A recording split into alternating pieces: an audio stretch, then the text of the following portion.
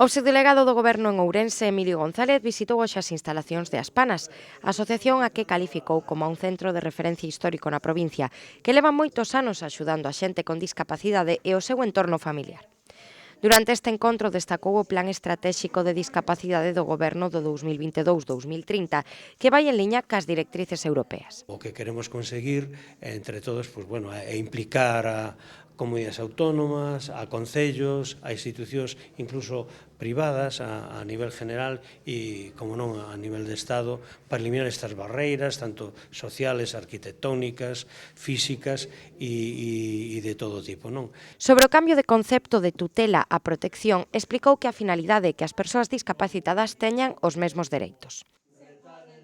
E facer un chamamento ás demais institucións para que camiñemos por esa senda do plan estratégico de eliminar este tipo de barreiras e, sobre todo, non tutelar, senón axudar. Eu creo que é o máis importante. Dende Fadenga levaban anos reclamando ese cambio da lei de tutela e considerano un avance importante, pero piden un axuste na lei de familias para evitar o desamparo cando as persoas discapacitadas as que coidan e acompañan non se valen por si soas. O 90% son persoas con grandes necesidades de apoio con axuda de terceira persona. Aí hai que modificar a